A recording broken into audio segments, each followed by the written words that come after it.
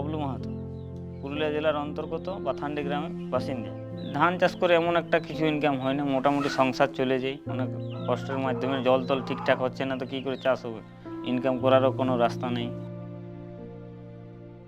আমাদের পুরুলিয়াতে অনেক অনেক সময় 7-8 দিন বর্ষা থামতোই না, তাতে কাঁচা বাড়ি ভেঙে যেত। ভেঙে যাওয়ার পথে ঝড় হয়ে অনেক সমস্যার মধ্যে বউ ছেলেকে নিয়ে থাকতে হতো, এমনকি রাতে ঘুমও চলে যেত, জল ছাড়াও তারপর ঘুম হতো।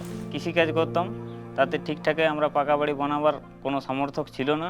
আমার ইচ্ছা ছিল একটা ভালো পাকা বাড়ি বানাবো, কিন্তু করতে পারিনি। পিএম আবাস যোজনায় আমরা টাকা পেয়েছি, তাতে কাঁচা বাড়ি থেকে ভালো সুন্দর পাকা বাড়ি বানিয়েছি। শুধু আমি একা নয়, আমাদের গ্রামে অনেকেই প্রায় 150 ঘর এই টাকা পেয়েছে।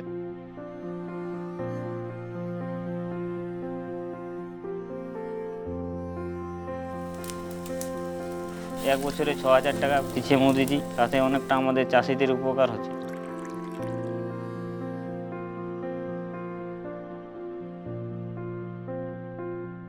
এর আগে আরও প্রধানমন্ত্রী ছিল, কিন্তু আমরা কোনো সেরকম কিছু সুবিধা পাইনি। প্রধানমন্ত্রী নরেন্দ্র মোদির মতো যেমন আবার প্রধানমন্ত্রী আসে, তাতে আমাদের গরিবের ভালো হয়।